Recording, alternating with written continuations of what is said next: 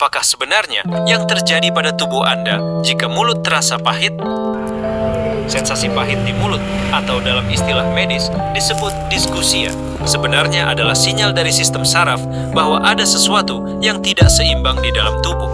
Mulut kita dipenuhi oleh reseptor rasa yang terhubung langsung ke otak, dan rasa pahit ini biasanya muncul karena adanya perubahan kimiawi pada air liur atau gangguan pada saraf pengecap. Berikut adalah beberapa kemungkinan utama yang terjadi pada tubuh Anda. 1. Masalah lambung, asam lambung naik.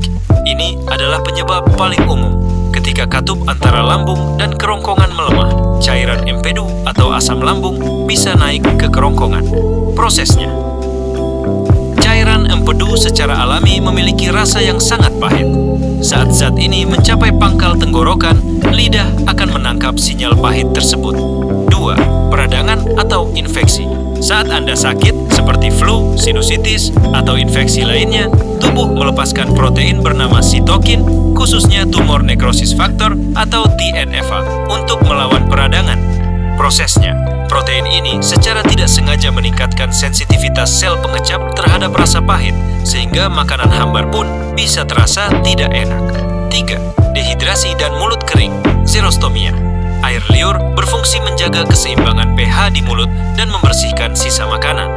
Prosesnya, saat produksi air liur berkurang karena kurang minum atau merokok, bakteri tumbuh lebih cepat dan sisa makanan terurai secara tidak sempurna, menghasilkan aroma dan rasa pahit yang tertinggal di lidah.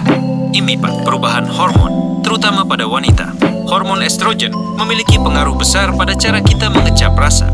Kapan terjadi? Biasanya saat masa kehamilan atau menopause. Penurunan atau fluktuasi estrogen bisa membuat reseptor rasa menjadi kacau dan mengirimkan sinyal pahit ke otak tanpa alasan yang jelas. 5. Penumpukan zat kimia atau logam. Beberapa kondisi medis atau konsumsi zat tertentu bisa mengubah komposisi kimiawi air liur.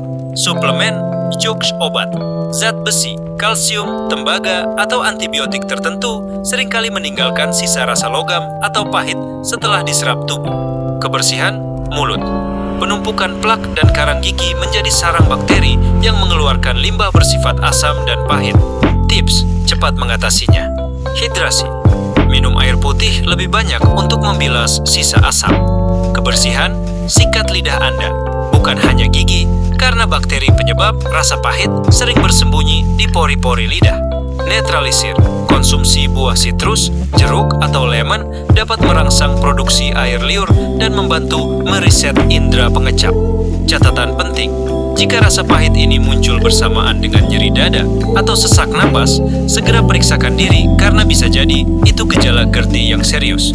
Apakah rasa pahit ini biasanya muncul di waktu tertentu? Misalnya, tepat setelah bangun tidur atau setelah makan. Jadi apa yang harus dilakukan sekarang? Tergantung seberapa sering Anda merasakannya.